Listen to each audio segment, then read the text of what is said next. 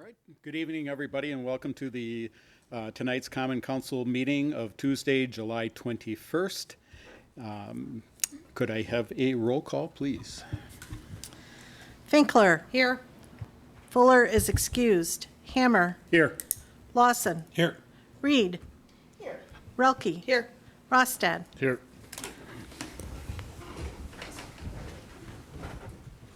I pledge allegiance to the flag of the United States of America and to the republic for which it stands, one nation, under God, indivisible, with liberty and justice for all.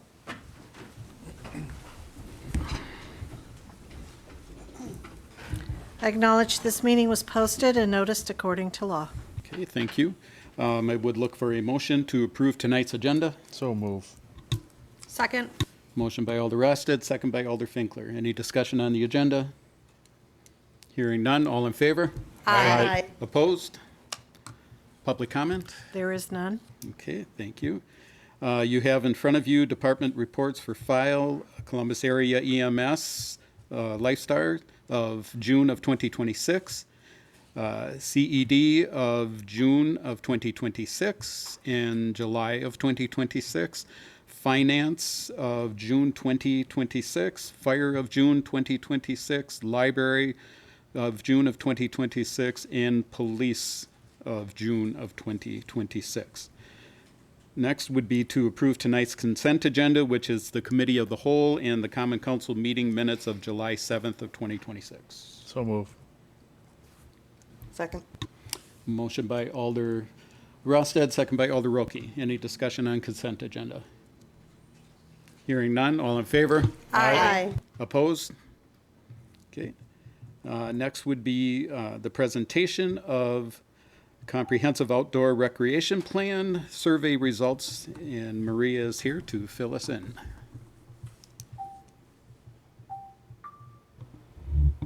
Yeah. Hi. For those that don't know me, I'm Maria Zion. I'm the city's intern this summer. I'm going into my second year of a Master of Public Affairs program at UW-Madison. And one of my projects this summer has been to update the Comprehensive Outdoor Recreation Plan.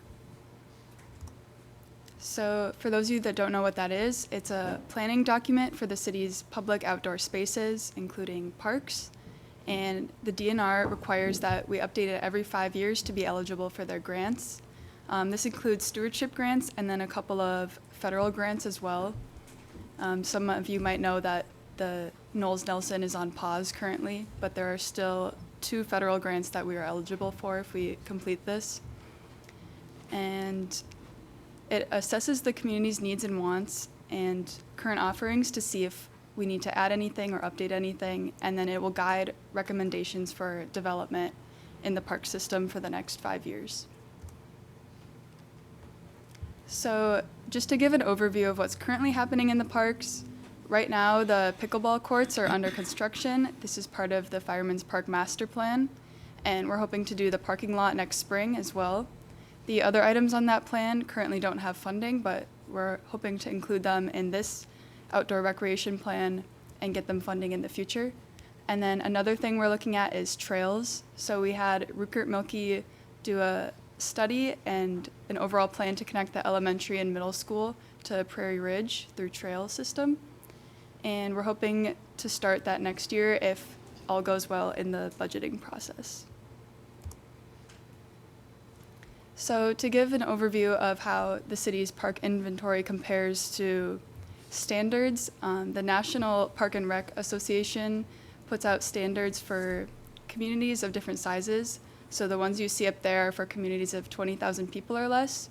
So considering that Columbus is on the smaller side of that group, I would say we're doing pretty well except for trails that are owned by the city. So just to give you an idea of average what communities have. And then thinking about planning in the long term, on the left, there's our current land use zoning map with the NPRA's standards for distance of park sizes. So anywhere that's covered by one of the circles would be within what they consider to be a good distance from the park. So you can see that under our current zoning that most of the residential areas are within it, but if we expand as we hope to in the future with the map on the right, we may need to add some more parks. And then a lot of you may know I was putting out a public survey to get some input on our park system. So the survey was open for 3 weeks and we got 349 responses. 266 of those were residents and then 63 were neighbors. 205 respondents had children, so a lot of families were participating in this. And overall, it seemed that people wanted to prioritize updating current existing facilities as opposed to just adding new parks. Overall, people rated it, our park system, 3.5. So that's a pretty good ranking for a community of our size. And then the main reasons people rated 3 or lower were that the parks are outdated, or they need more upkeep, or they want more amenities.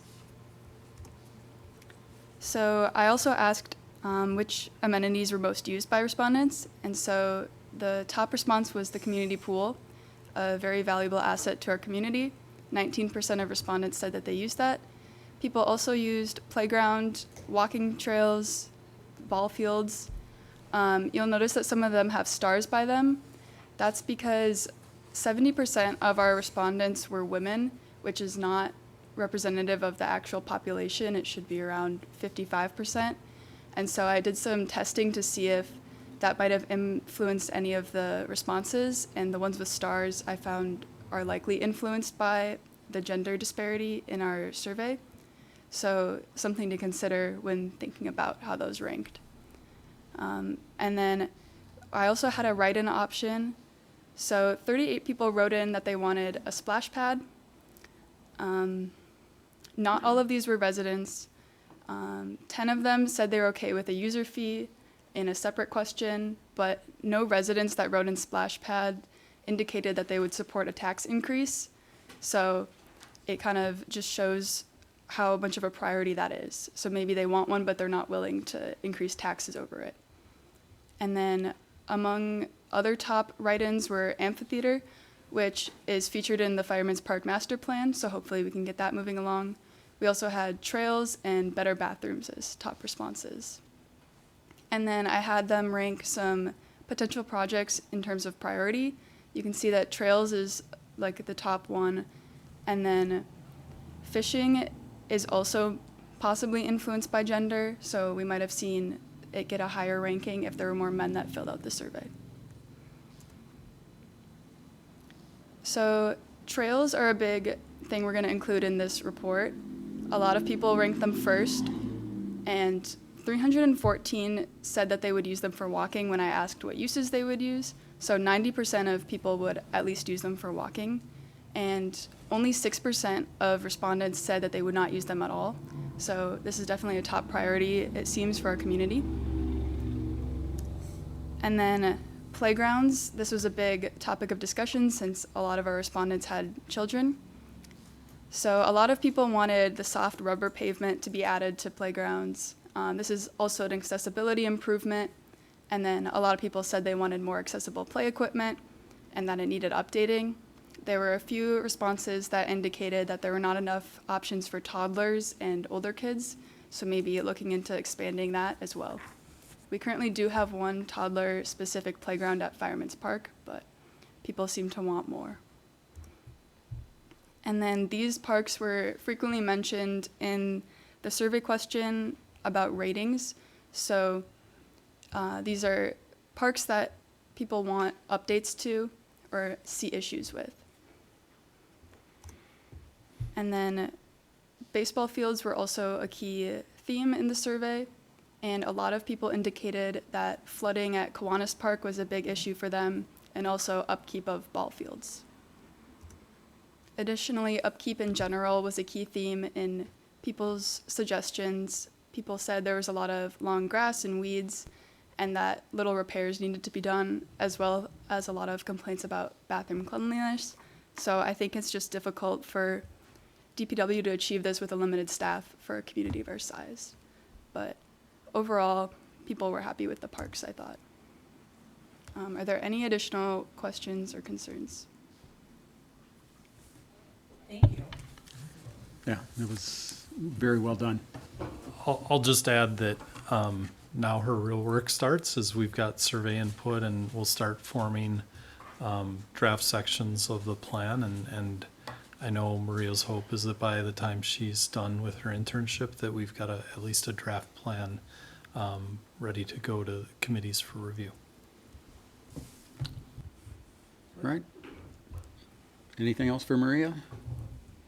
Okay, thank you very much. All right, then next on the agenda is under new business, which is to consider and take action on Class B beer alcohol license application for licensing period of July 1st, 2026 to June 30th of 2027 for Columbus Market LLC, doing business as the Lunchroom. This was previously at Committee of the Whole on June 16th of 2026. There was an extensive memo that was attached with this.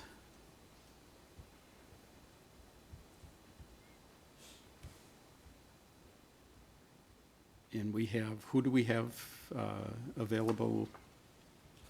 So we have with us this evening, of course, Fire Chief Scott Hazeltine is here, and then Jeff Fitzwilliams from MSA, Okay. who is our building inspector.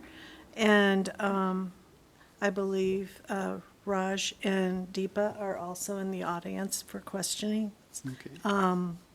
So they're the owners of Columbus Market, and it's located at 501 Park Avenue. They've applied for a Class B beer alcohol license, but they already hold a Class A beer and Class A liquor alcohol license for the convenience store, which is part of the Amoco gas station at the same location.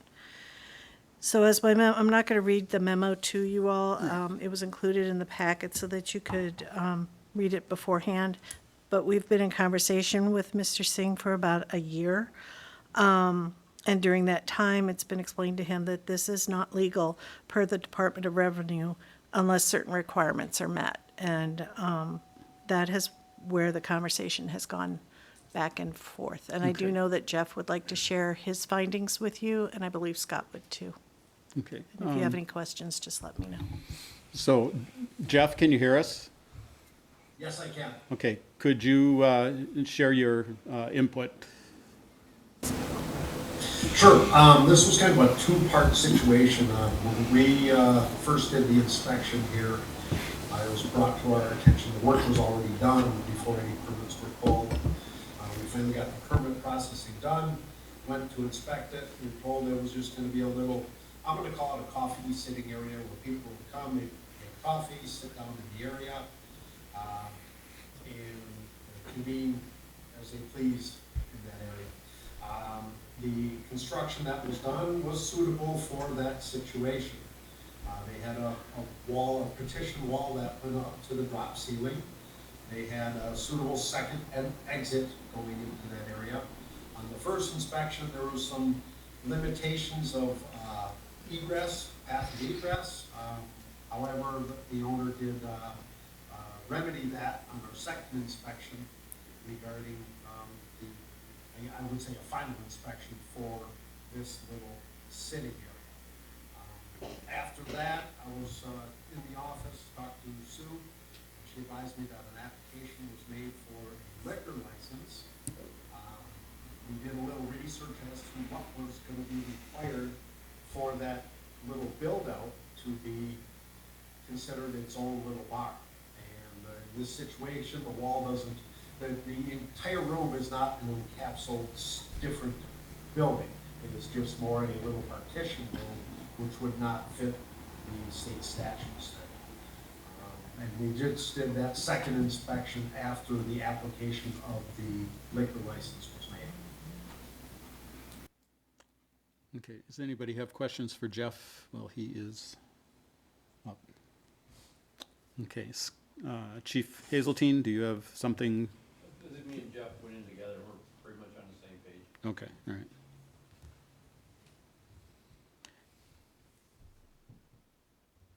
Does anybody have any questions regarding what is in the memo itself?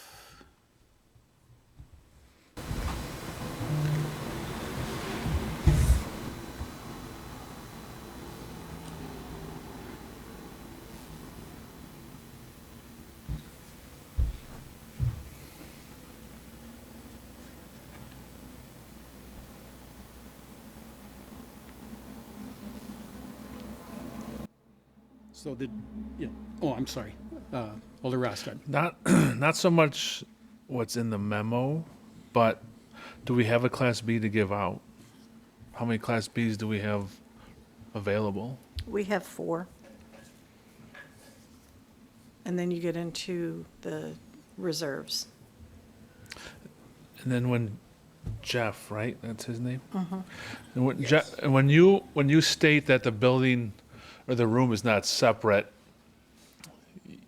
you mean that the partitioned wall does not go to the roof line on the inside, correct? Correct, it stops at the drop ceiling. Thank you.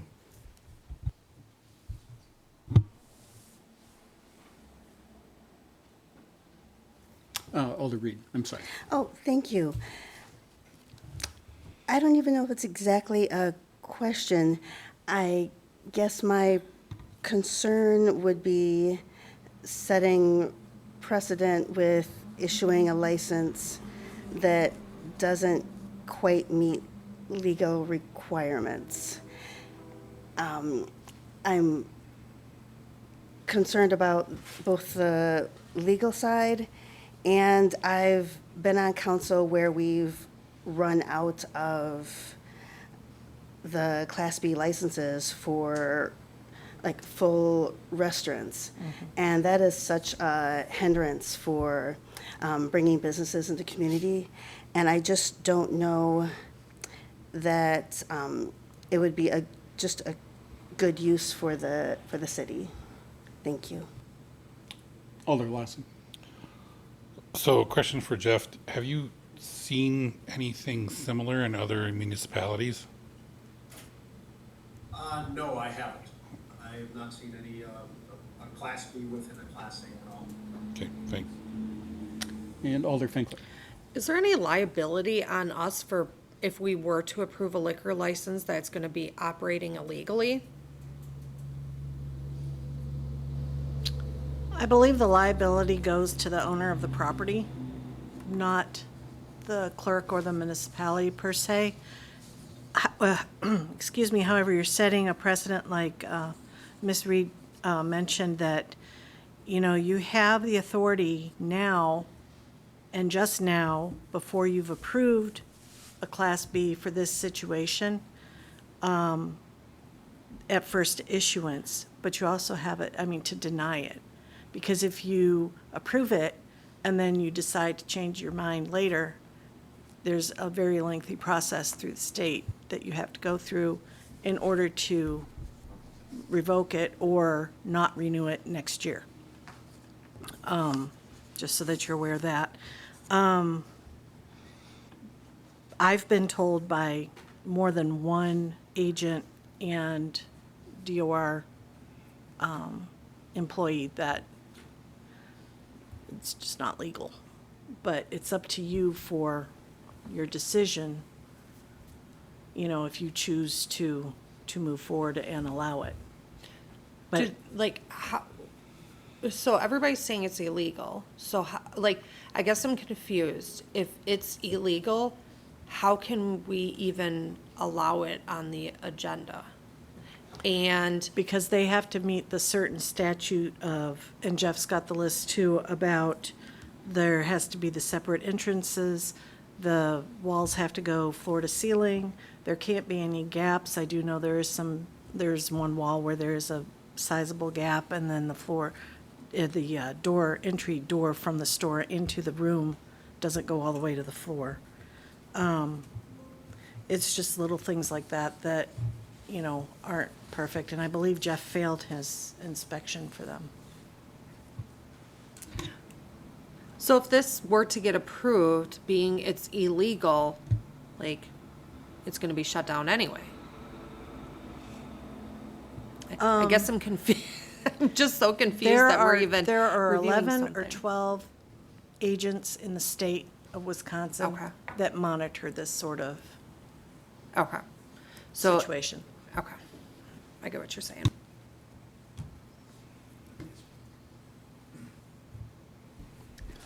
Alder Rothschild. Reed's first, but okay. they're asking to speak, but it's got to go through you. Okay, Oh, yeah. they can go first. Right. If you could go up to the the podium. David, are you back there that you can turn the, or Ryan, can you? It's on. He's got it on. Okay. Hi, sir. My name is Raj Singh, and I'm the owner of Columbus Market, along with my wife. So she brought a very good question, that if it is illegal, why is it even on the agenda?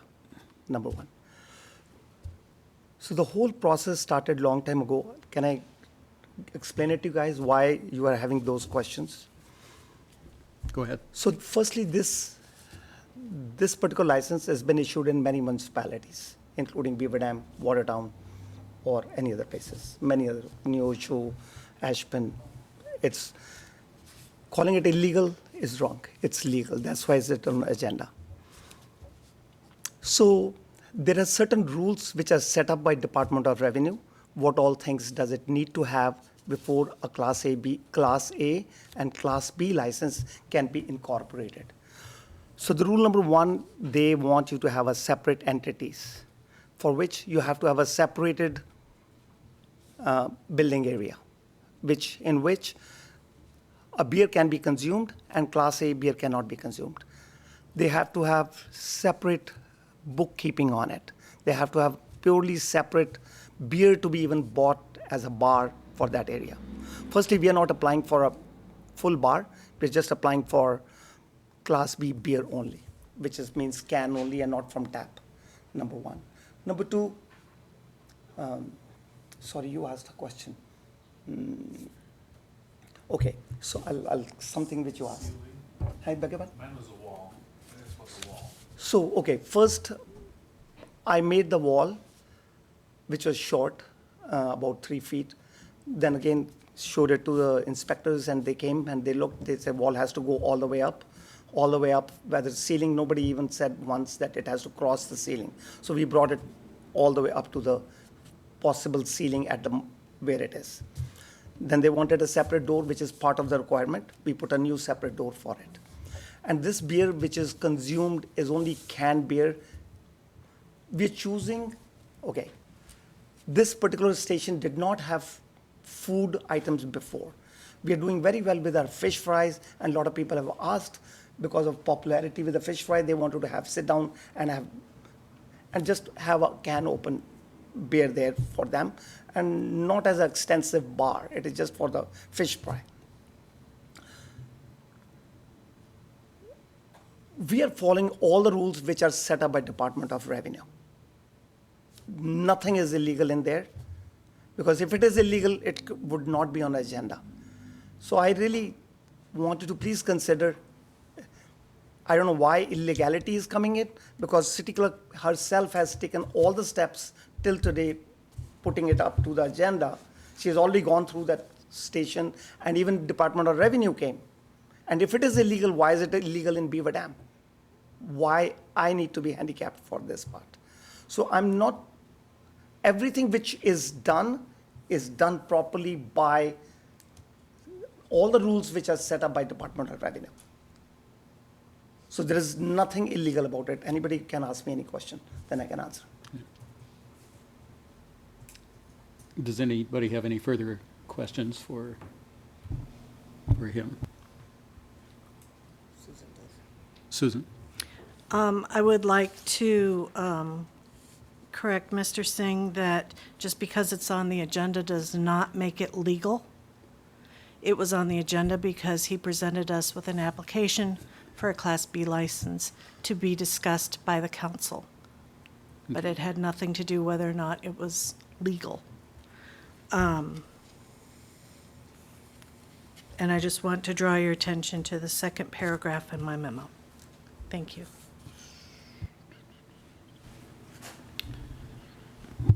My advice is for the council to ask Attorney Johnson's opinion if he has any insight on this issue. Yes, I forgot Attorney Johnson's on here. Do speak, sir. Just being chopped liver. So, the use of the word legal and illegal is not the proper way to try to frame this issue. Mr. Singh is correct that what he might be trying to accomplish is legal under the law, but in order for him to get his license, he has to jump through all of the hoops that Jeff has indicated, that Susan has indicated, and that the council is looking at. So it is, I believe, it is possible to have a Class A or Class B in the same location, but in order for that to occur, that's where Jeff comes in, and Jeff's requirements and his checklist has to be completely and 100% met, so that Mr. Singh's space becomes quote-unquote legal. He has to have the separate entrance, he has to have the walls built to whatever Jeff requires, he has to have a completely separate space, and then the premises for his Class B application needs to identify that space to be the same as what is going to, so the Class B space is going to be in one area, the Class A space is going to be in a different area. He's basically creating a restaurant within a convenience store. That's where the walls come in, that's where all of this comes in. So the concept is possible. But all of the requirements that Jeff indicated and that Susan indicated, those all need to be met and checked off for this to be legal. So that kind of frames the issue that way. The other points that are important for the council to remember, and Tina made a really good point, because the city has a certain amount of Class B licenses to issue. And when they are gone, they are gone. And you can't just say, okay, Mr. Singh, we found somebody else that wants your license, so give it back and we're going to give it to the other people. Once the license is issued to Mr. Singh, he has a property right in that license. And if you ever decide to take it away from him, it has to be done by the statutes. And there's a revocation hearing or a non-renewal hearing, and that is usually because he has done something incorrect while he has the license, and he is now doing things that are illegal. So once the license is issued to Mr. Singh, he has the right to that license in the future unless he messes up. So that's a very important point to remember. And are you setting a precedent? I don't like to use the word precedent because these are all case-by-case reviews that you have to look at. But once you issue one of these like this, if the next person comes along and they comply with all of Jeff's rules and Susan's rules and council's rules, then there should be no reason that they can't have the same kind of license. So you're kind of opening the door to this concept as long as somebody else can come in and actually figure out how to make it so that it works. But for your purposes tonight, do you think this is a good idea in general? If that answer is no, then you can deny the license. If you do think it's a good idea, now you're going to turn back to Susan's and Jeff's concerns and comments and make sure that all those boxes get checked before you think about approving it. And I think that's where you want. Sir, can I add something to it? Sure. So the Class B license has limitations, which means a particular number is allowed for city. But we are not applying for Class B liquor and beer. We are applying for Class B beer only, which is unlimited, has no limits. This is the law, or this is the rule. So where, May I jump in? That's a very important distinction, and I did not know that was what was being applied for. Mr. Singh is correct on that issue. okay. So firstly, everything which I was told to do, like as he brought that I have to jump through hoops, I did everything. spend more than $15,000 to fix that, to categorize that. Where Jeff or my building inspection report came out, whatever they expected me to do, I finished that and it came up as a correct inspection. It did not come as any deficiency anywhere that it will be brought up at this stage that your wall is not good enough. They knew what I was doing or what is the purpose of that wall or making that room. And I've filled up all the applications or whatever mistakes I made, I paid for the penalties too. And the licenses are unlimited in this one. It is not even, and I'm not trying to make it a full bar. It's just if 5 or 6 people can have a can of beer, if somebody is saying that became illegal or legal, that's not even an issue. Okay, I think Alder Lawson, you were. They were ahead I of think you're down there. Alder Lawson. Somebody go. So, I know there's a place in Beaver Dam that I've gone to, Momo's Dumplings, something like that. It's really good food. That's in a service station, and they have a very similar setup. It sounds like, I don't know how far the walls go up into the ceiling. No idea, but I guess it's similar situation where it's all walled off. There's a separate entrance. I don't have a problem with a business functioning like that and selling beer, as long as whatever requirements are met that need to make it safe and appropriate, then I'm good with issuing a license, but not if they're not met. I mean, Alder Rosted. I had a couple of questions. So, who creates the list for Jeff? Is he just enforcing our ordinances, or are these, when Attorney Johnson says the owner has to meet Jeff's list of requests, who's giving him that list? Or what are you going off of, Jeff? Originally, What we have was this, the state statute of what is required for this type of establishment, what type of building code is required for this. There's one other thing too I brought up, I believe it was in my report. There is a shared HVAC system in the city area along with the convenience store. I would have to check to see what other items, would have to be met in order for this to go through. We looked at the wall, we looked at the doorway, looked at the gaps. I think I did note the HVAC system was shared. That is something that I would have to check with my supervisor, Stephanie, who's planning to be here tonight but couldn't, and see what other items would have to be met should this, be granted. so 1 second. So I got inspection done. There were 5 people who were there from MSA who looked at everything, and they're not even sure what all things they have to still check. It confuses me. And then they already given the inspection report submitted to the city. So why are we confused? All these requirements are come from Department of Revenue. What was the inspection done at that time and why was it given all correct? And Pardon? Can I address that? Yes, please.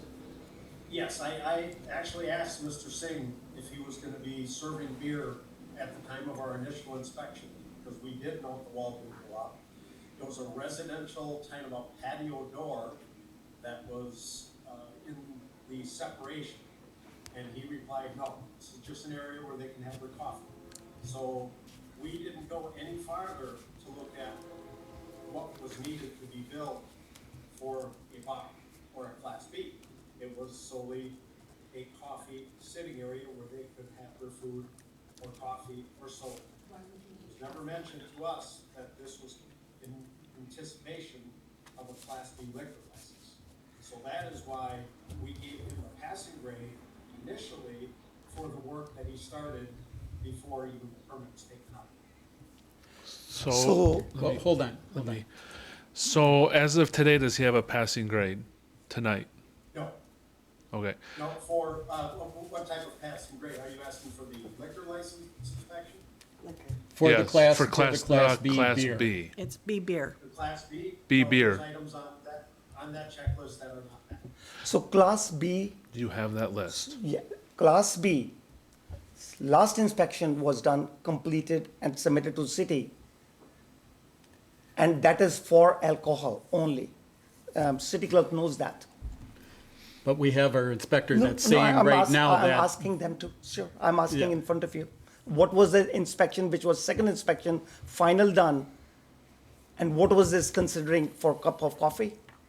Coffee can be fine. No, you can have coffee too, but we are talking about alcohol beer license. So what was the second inspection done, which was final inspection, in which 5 people were there? And And what was it, the results are for? The inspection I believe you're talking about was prior to any liquor license application, correct? No, no. The Susan, do you have license those or days? application or this building permits were pulled for only one reason only. what are your hours of intent? Okay, This when did he on, apply? Like normally 9 o'clock, 10 o'clock, 11 o'clock, it doesn't, because I don't see it happening anywhere other than Fridays only. Because I don't anticipate other people sitting and having beer on regular days. So I'm just saying 12 o'clock to 8 o'clock, that's it. And then another question for Attorney Johnson. So you, the owner gave out correct information about Class B beer license. Is that revocable, or can we put stipulations on that, being it's not a Class B liquor license? Or are we still at the same threshold or legality of revoking a Class B beer? No, the revocation or non-renewal process is the same for all kinds of licenses. So once, if the council decides to issue a Class B beer permit to Mr. Singh, then that is only taken away by the non-renewal or the revocation process in the future. So that doesn't matter what kind of license it is, that's the process. Okay. So if we would grant it, there's a lengthy process, and we don't have any policy or anything in ordinance for points, law enforcement's involved, right? Demerit points, or, I know it was discussed at one point. Okay. So all the rules which you're talking about revocation, they're all part of Department of Revenue. The rules are very set. If you make mistakes, you will be cited or you will be, they're very similar to Class A liquor license. So if I have to serve it to underage for whatever reason, can be cited, I can be cited anytime, and after 2, 3, City Hall can take it and take the license back. But that is not the intention. So there are no special rules for Class B revocation, which is designed separately for Class B beer only. No, those things are already in the process So of is procedure. Attorney Johnson, is he correct when he states that back? If he would get in, if his organization would get in trouble serving underage multiple times, the DOR will just take it? It's not the city's issue? Oh, no, it's the city's issue, it's the city that issue, well, let me rephrase that. With the new rules that the DOR is in the process of trying to create, they may have an equal opportunity to revoke somebody's license, but for the last 30 years, that issue has always been up to the city and it's fallen to the city, so I would presume that if the city has a problem with Mr. Singh's establishment, it would be the city who would be leading the parade and working the Okay, thank you. And then the pictures, I guess this is for Susan, or the pictures that are floating around, they're dated the 17th, or July 15th, right? Liquor license is coming next, and that Yeah. was July 1st. That's Jeff's Application, sorry. last So- review. This is Jeff's last inspection. And the liquor license was applied on July 1st. July 1st, but yet we have someone telling us they didn't know the liquor license was being applied for prior to the inspection. So I was,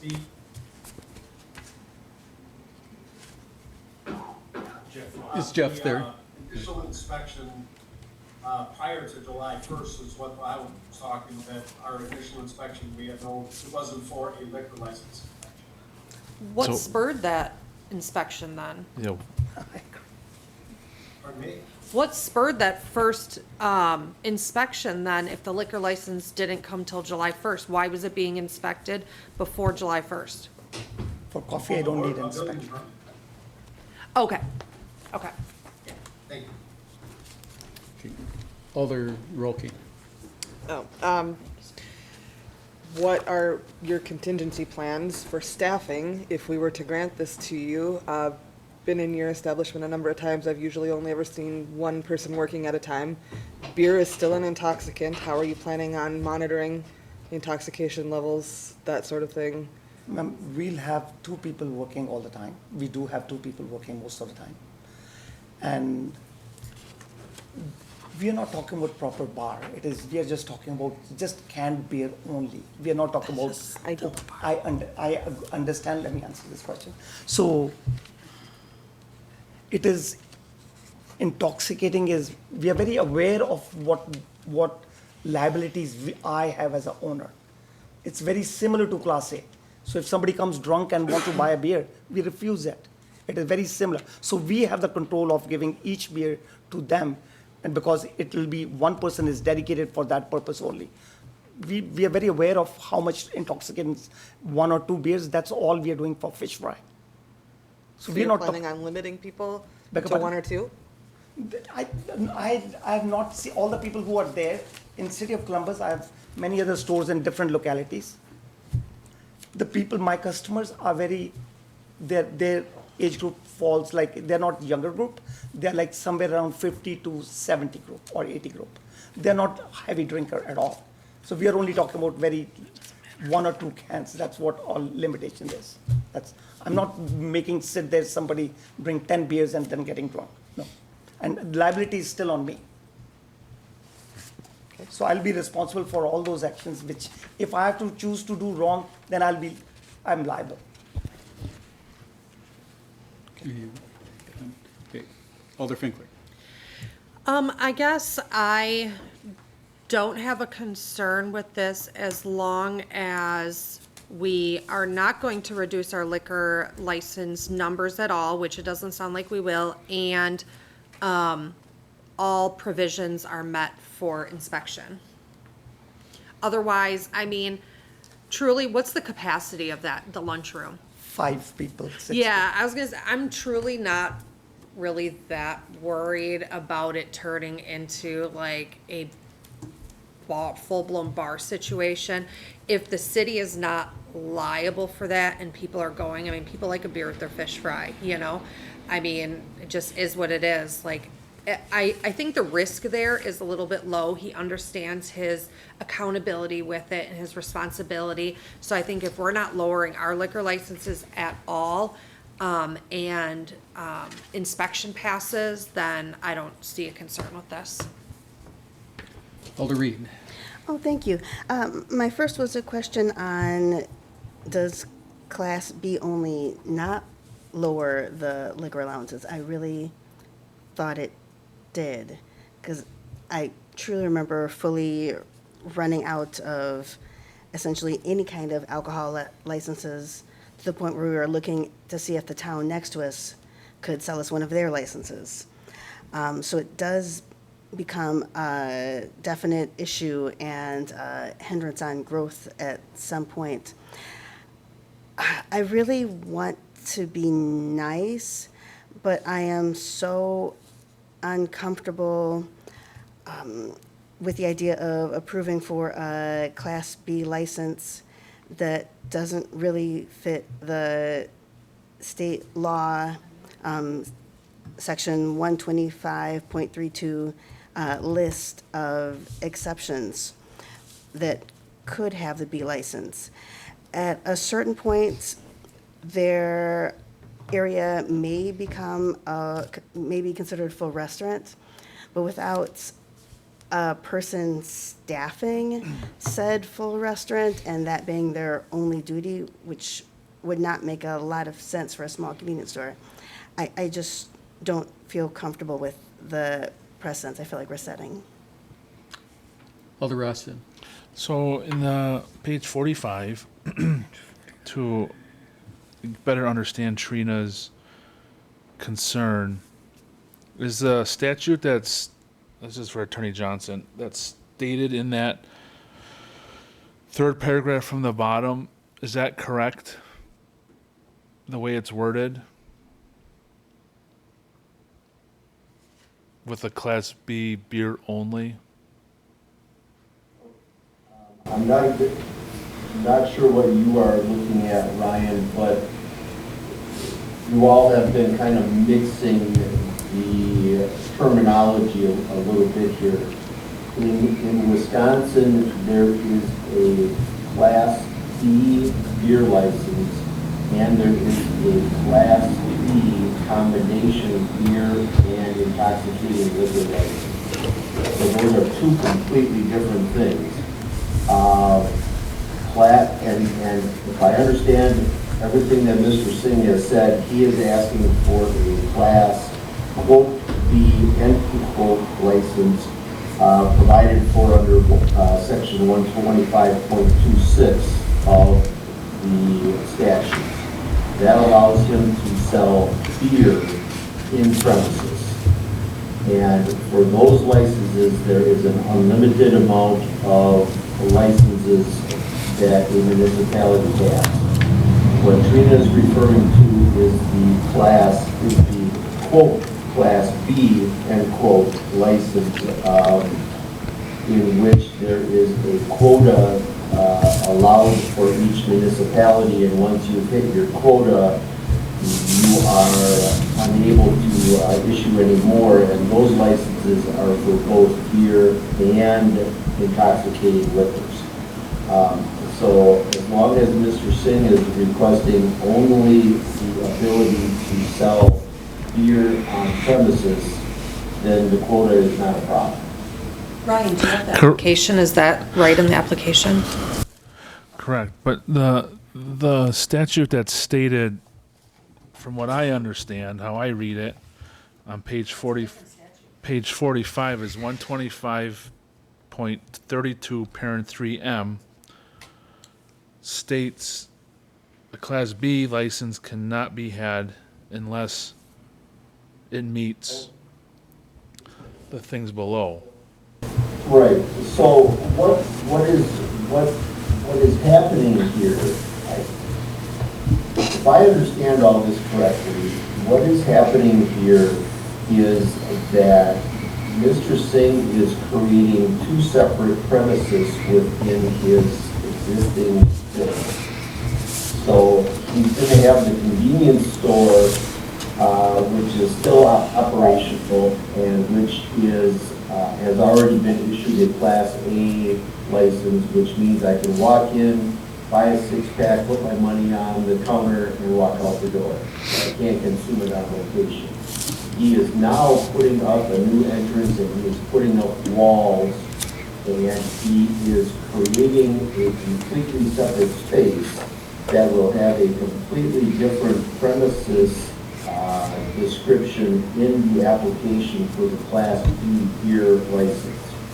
So, and then where the Class B premises is, somebody can sit down and have a beer in that space. They cannot pick up that beer and go into the convenience store, because then they will be outside of the premises that is allowed for the Class B. Okay, so there's actually going to be two completely separate spaces within the the exterior walls of the convenience store. It's kind of like a condominium situation. Okay, and you have 2 doors now or one? Yes, 2 doors. And you're gonna keep Two 2? separate entrances. And you're gonna keep, so you can go from the lunchroom to the convenience store or no more? You can, Okay. because that is allowed by law. Okay. It's, Is the law, so I can't go in there tomorrow or whenever and buy a 6-pack on the A side, cannot take go it to the B side and drink it, correct? No, no. And obviously we can't go vice versa. Yes, no, you cannot. Though that is already written law there. I guess I'm not a fan of a convenience store, gas station. And I think it's a double-edged sword, right? We're driving vehicles to the gas station for a purpose, most likely to get fuel. I just don't want to have people come from the pump to be back out to the pump and go home. But on the same token, I don't think we should alienate someone from trying to grow their business either. Okay, Alder Reed. Thank you. I just want to double, triple check on the unlimitedness of the Class B beer. I'm just doing a quick peek at the State of Wisconsin Department of Revenue website, and it says a municipality may issue an unlimited number of temporary Class B beer licenses to qualified organizations. So I just want to double, triple check to make sure that that there is an unlimited amount of permanent ones. Class B beer Can is I address that? unlimited. Oh, thank you. 100%. Please. So temporary, that is like what we used to call the picnic license. That's for clubs and organizations. That has nothing to do with this. So, but under state law, just because I Googled it also, in Attorney Johnson's correct, a Class B, which is what is on the agenda, a B beer license, we can have as many of those as we want. When you get in, but you were mixing verbs a little bit here, is if you get the B, Class B, then that's beer and intoxicating liquors, which also includes wine. That's the whole thing. That's a sit-down bar. That's, that's a bar in a restaurant. That's, they're mixing drinks and all of that. Those we're limited on. Okay, those we have 4, I believe. But just for beer, if he's got a cooler case in his room, in his new room, and somebody is in that room to sell the beer in that room and classify it as a Class B bar, then yes, then that's okay. And we have, unlimited amounts of those. So Alder Finkler. Yeah, I just want to call out, just so everybody is aware, and it just like clicked in my brain. There's a Pub 94 that is ran and owned by a gas station by the new Amazon distribution center in Madison, and it is a full-blown bar, and it is attached to the gas station. It's literally called Pub 94 because it's on 94. So it's been open for, according to ChatGPT, 2.5 years now. And it said that the concept itself is still relatively new, but it's gaining quick traction with unique local curiosity, blah, blah, blah, blah, blah. So it's something that is newer, but even Madison does it, and it's a full tavern versus a 5-seater. So if, I guess, I don't have concerns with somebody coming up to get gas and going to get 3 sheets to the wind in a 5-capacity room in the back of a gas station. Like, to me, that's just not what you're gonna do when you're in Wisconsin and you probably have 5 other bars that are full size to choose from. So I just want to call that out just to put some perspective on it, because it is a thing even in Madison. So, okay, yeah, I was just gonna ask if Chief Weiner had anything, concerns, input. I don't believe so. I mean, it's a smaller area. I mean, we can address issues as they come up, if they come up. It can always be reviewed. Then I guess I would, call for the vote, and I want a roll call vote, please. I think make a motion to approve the liquor Well- license. We got somebody to speak yet, so. Alder roll. I'll second that, and then we can have discussion. Oh, okay. Okay. I just wanted to Do you have that? Okay. make sure from Jeff, if he's still here, Yes, I'm here. the class quote-unquote B, beer only. Since Alder Finkler said she would approve it if it met the criteria, does it meet the criteria? Did it pass for class quote-unquote B, or did it fail for class quote-unquote B?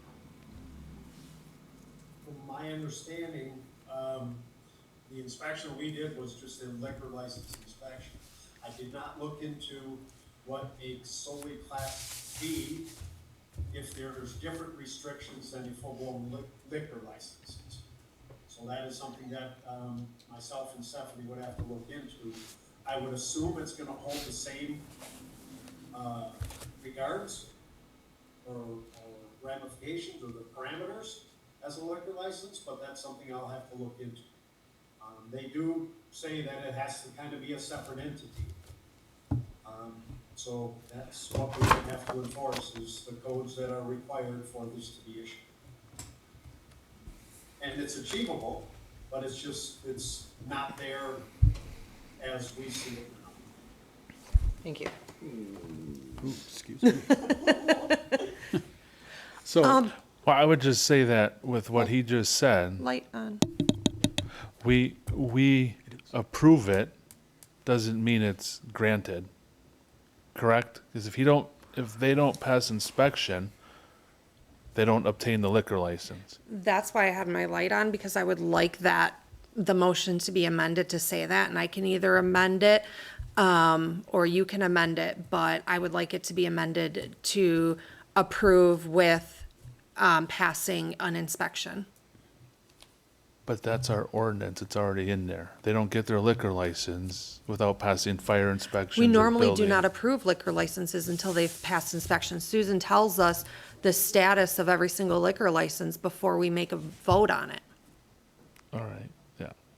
I'll amend the motion to reflect Alder Finkler's concern.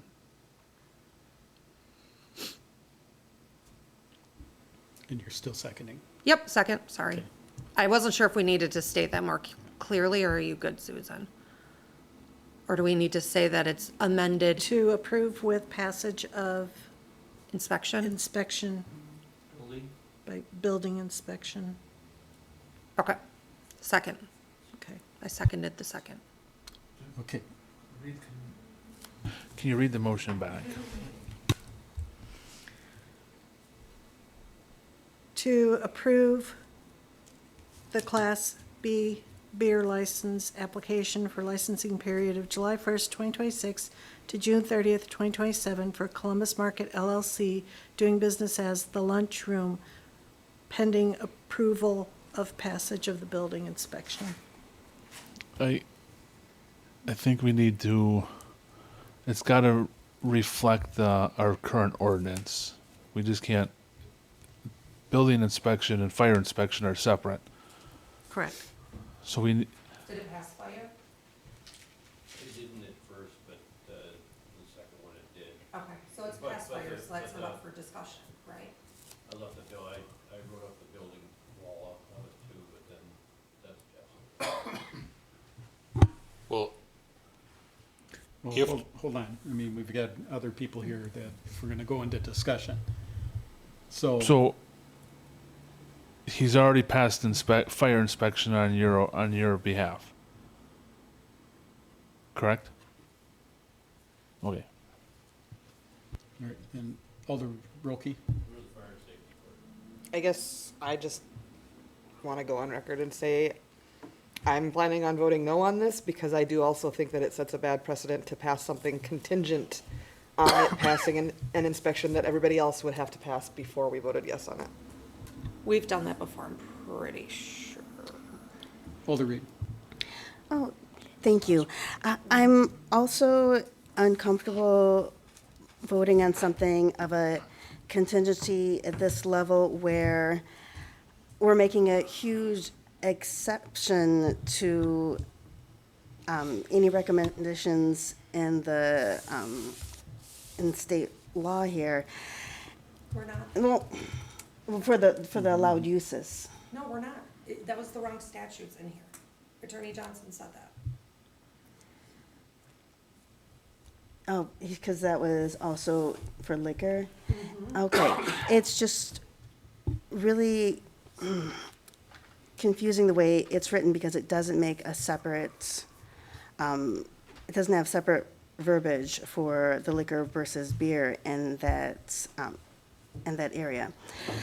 I'm just so uncomfortable making just exception after exception and possibly another exception, doing things on the back end and hoping that everything is brought up to the code of separation.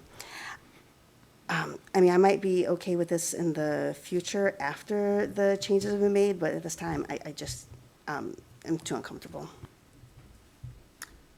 Alder Lawson. So I have a question for Chief. If there's additional changes made to meet the building inspection requirements, is there a need for another fire inspection, or does that still stand? It would be approved to building inspection. I approved it. We should really have you come up to a Yeah, mic can you? so we can hear you.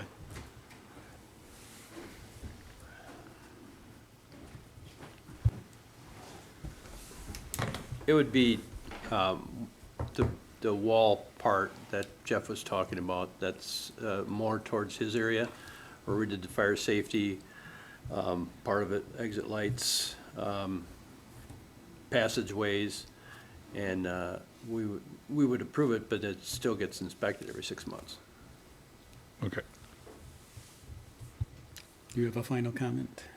Yeah, I would say, like, I just would like everybody to think about the fact that if we approve with, if it can pass an inspection, it doesn't just approve it to start tomorrow, it's waiting for that inspection. And all that's doing is saving another item from coming back to council and going through that whole timeline again. Really, it allows the city staff to be able to go, okay, it has met the requirements that the council is asking for, we can now approve it. So all you're doing is like delaying the inevitable, if that's what you're saying, right? And you're getting more work to come back to you. The other thing that I want to call out is, just a couple council meetings ago, and time blurs with me, we approved the sale of beer at the Crawdads baseball games. And I consider that a lot more risk than a 5-capacity room in a gas station. So I just wanted to put that out there for, just think about the just think about that. I appreciate Alder Finkler's comments. Also, when we approved that, I believe it was contingent that they met whatever the guidelines were. Absolutely. So it's not like we haven't ever done this before, approving something contingent on. As long as they meet the final inspection regarding it all, there really should not be an issue. But we did have a motion, we had a second, and it was asked for a roll call vote, so I will call for a roll call. Rostad, Aye. Reed, Nay. Lawson, Aye. Finkler, Aye. Relke. Nay. Ayes have it, 3-2. Thank you. So Thank you. the inspector will have the Sure. the Thank- overall thank say. you. So, yep. Thank you so much. Thank you. You okay, Jeff, with that? Okay. We can talk tomorrow. Okay. All right, thanks, Jeff. Okay, then let's move on to consider and take action regarding certified survey map for parcel 1114.1 located on Tower Drive, Lamps Landing LLC, and this was forwarded by the Plan Commission on July 9th of '26. So could we have a motion?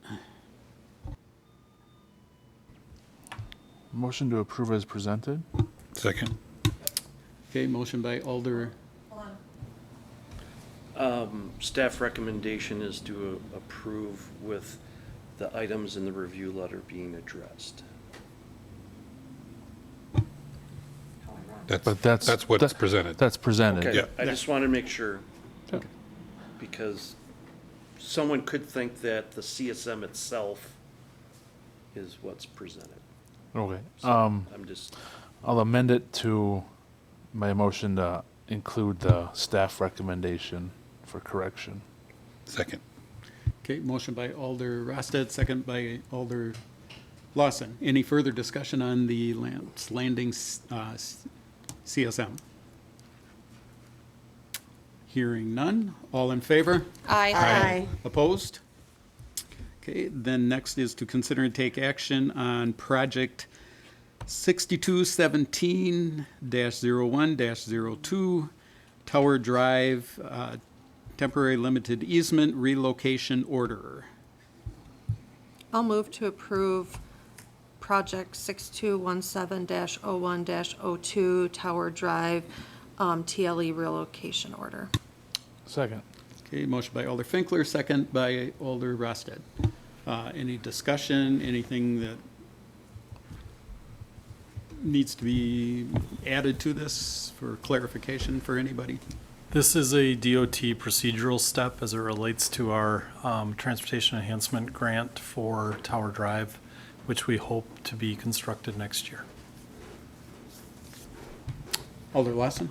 So what does it actually accomplish? Other than meeting their requirement? It's just meeting the requirement to, It's literally just. yeah. Well, and Meet their requirement. this is part of the easement process, which Jason could give you a great soliloquy on the DOT property acquisition process. But essentially, there's a number of steps. We have to, there's a whole process in working with the landowners that we have to follow. We have to follow all the steps that the DOT lays out for property acquisition, even though all of these are temporary limited easements for construction. And this is just one of those procedural steps in the process. Okay, any other questions on this? Hearing none, all in favor? Aye. Opposed? Okay, then next is to consider and take action on the claims in the amount of $135,865, $865.66. Move to pay the claims. Second. Okay, motion by Alder Finkler, second by Alder Rolke. Any discussion on the claims? Hearing none, roll call, please. Rolke, Aye. Rosted, Aye. Reed, Aye. Finkler, Aye. Lawson. All right. Ayes have it. Okay. Report of city officers. Dennis, do you have something to say?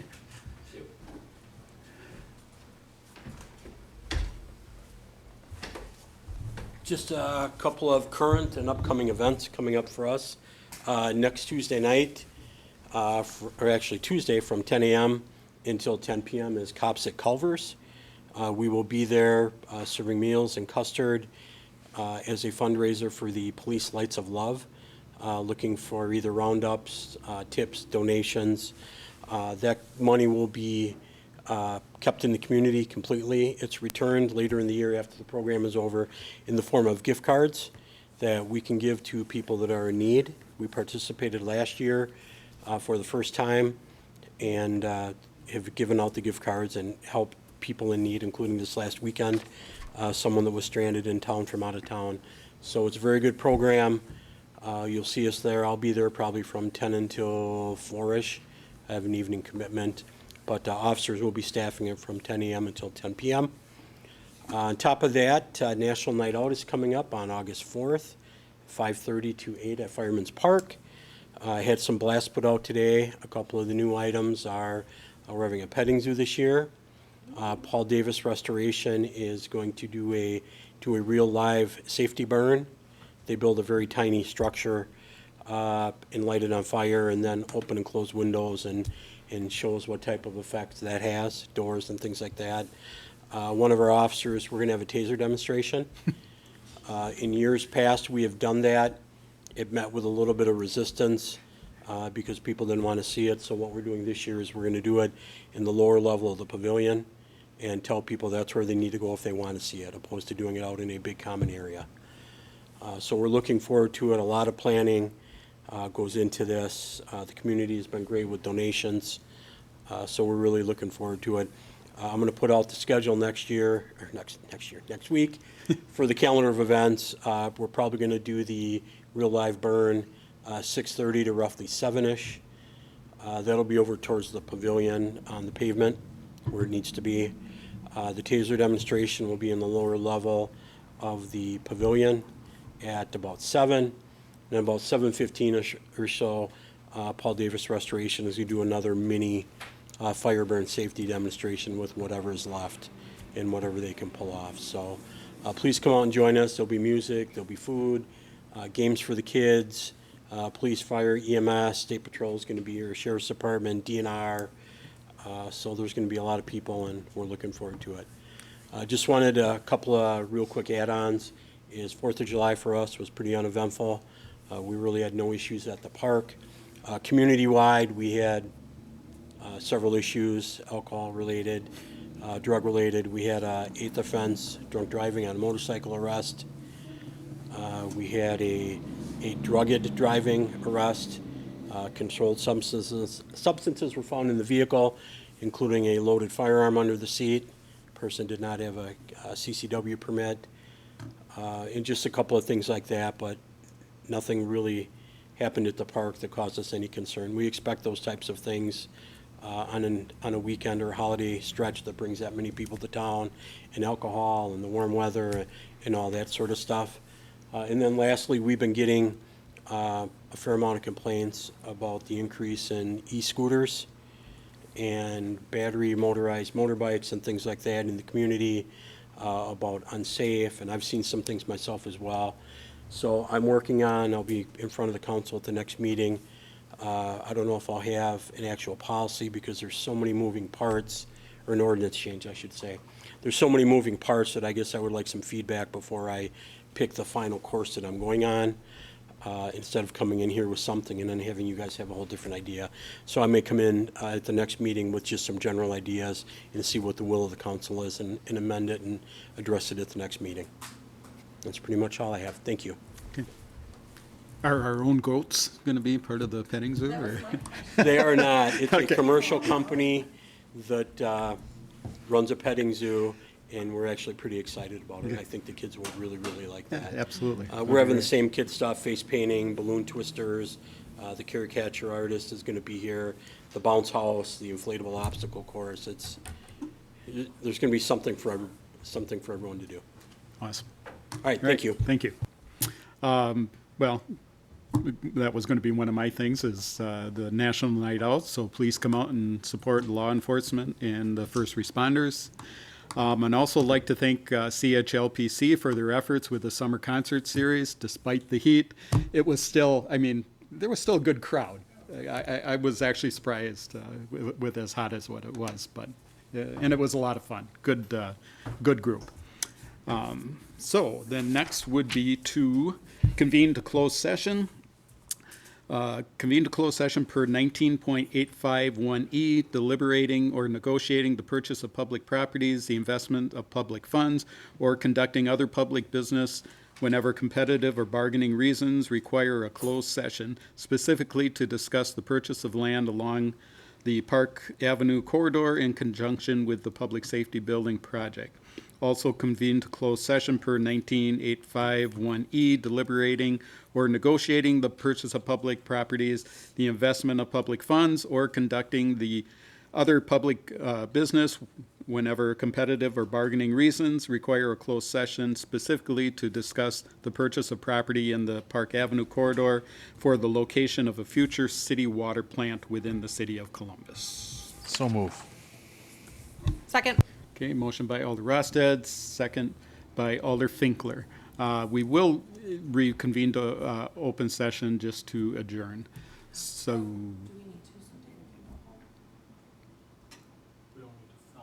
we don't need to, yeah, we don't need to film, so. So with that, I would look for a roll call. Finkler. Aye. Lawson. Aye. Reed. Aye. Relke. Aye. Rostat. Aye. Ayes have it. Okay, we are in closed session, so.